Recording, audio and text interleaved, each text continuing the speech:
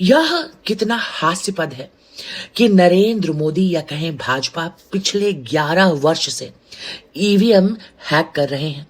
पूरे देश की ईवीएम हैक कर डाली, एक बार नहीं बार बार हैक की। अब तो वोट चोरी भी कर रहे हैं। लेकिन विचार करिए कि ऐसा क्या है कि मोदी जैसा हिटलर, जिसके पास अथाह पावर है, जिसके पास ईडी है, सीबीआई है, कोर्ट है, कचहरी है, उसके जैसा हिटलर, उसके जैसा वोट चोर आज तक वेस्ट बंगाल, तमिलनाडु और केरल में सेंध नहीं लगा पाया। आपको पता है वेस्ट बंगाल में आगामी चुनाव है, जान बचानी है तो वोट कीजिए। दान पेटी में दान करने से हिंदू नहीं बचेगा, मतदान पेटी में मतदान करने से हिंदू बचेगा। जागो हिंदू जागो, अपने वोट की ताकत को समझो।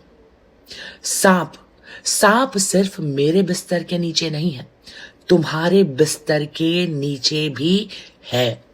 तुम सो रहे हो इसलिए तुम निश्चिंत हो, मैं बेचैन हूं क्योंकि मैंने उन्हें देख लिया है। कहां देखा है? देखा है कश्मीर में, देखा है बंगाल में और देखा है केरल में, अब देख रहे हैं बांग्लादेश में। आज कैमरा है तो उनकी हैवानियत दिख रही है।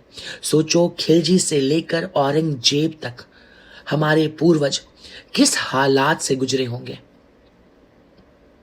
विश्वास मानिए, चौक पर बैठा ताहिर, झुग्गियों में बैठा रोहिंग्या, बंगाल में बैठा घुसपैठिया और संसद में बैठा विपक्ष बस इसी इंतजार में है, गिद्ध की तरह टकटकी लगाए बैठे हैं कि कब मोदी हटे और देश बटे।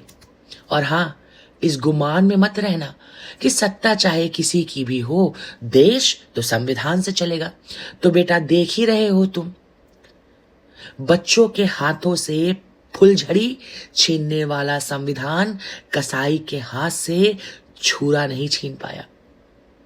ये एक बार नहीं कई बार सिद्ध हुआ है। बांग्लादेश को देखो, सीखो। जब तख्ता पलट होता है, जब सत्ता पलटती है तो क्या क्या होता है। सोचो, अगर जिस तरीके से ये जनसंख्या विस्फोट कर रहे हैं, अगर भविष्य में इन जिहादियों के हाथ सत्ता लग गई तो तुम्हारा अस्तित्व तो। राम राम मित्रों, विचार करिए, गहन विचार करिए।